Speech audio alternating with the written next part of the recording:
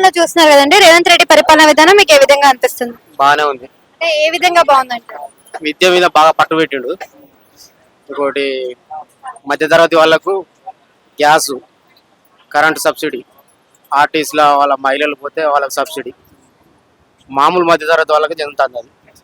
అంటే మధ్య తరగతి వాళ్ళకి అందట్లేదు ఇక్కడ. అంటే ఇప్పుడు హైదరాబాద్ లో ఉండే చాలా మంది వలస ఊరు నుంచి వచ్చి ఇక్కడ ఉద్యోగాలు చేసుకునే వాళ్ళే, కానీ రెంటెడ్ హౌస్ వాళ్ళకి ఫ్రీ కరెంట్ అందట్లేదు అంటున్నారు. మీరేమంటారు దాన్ని? వాళ్ళకి అందట్లే. ఓన్ హౌస్ వాళ్ళకి అందుతున్నాయి కానీ వాళ్ళు రెంటెడ్ హౌస్ వాళ్ళకు, వాళ్ళ ప్రాపర్ ఇంటి దగ్గర ఉన్న వాళ్ళకు అందుతుంది అట్లా. మరి పథకాలు అనేవి ఇప్పుడే వేరే చెప్పారు కదా, పేద ప్రజలకు అందాలి అందుతున్నాయి అని, మరి అందట్లేదు కదా. వాళ్ళ ఇంటి దగ్గర అందుతున్నాయి ఆ పథకాలు, అక్కడ వాళ్ళ ఉన్న విలేజ్ లో అందుతున్నాయి. అంటే కేసీఆర్ ఉన్నప్పుడు రైతుల కోసం అని చెప్పేసి రైతు బీమా, రైతు భరోసా అని చెప్పి పథకాలు ఇచ్చారు. ఇక్కడ కూడా ఇస్తాడు కదా సేమ్. ఇవ్వట్లేదు కదా, రావట్లేదు అని చెప్తున్నారు. రైతు బంధు కూడా సరిగ్గా పడలేదు అని కొంతమంది బయట చెప్తున్నారు. అండ్ అదే విధంగా లోపు ఉన్న వాళ్ళకి పడ్డాయి, ఎక్కువ భూములు ఉన్న వాళ్ళకి పడలే. మళ్ళీ అందులో ఏమైనా బ్యాంక్ ఇష్యూ ఉంటే, టెక్నికల్ ప్రాబ్లం ఉన్న వాళ్ళకి పడలే, మిగిలిన వాళ్ళకి పడ్డాయి. సో కేసీఆర్ కి రేవంత్ రెడ్డికి తేడా అంటే ఏం చెప్తారు మీ మాటలు? రేవంత్ రెడ్డి ఓకే, కేసీఆర్ కూడా ఓకే.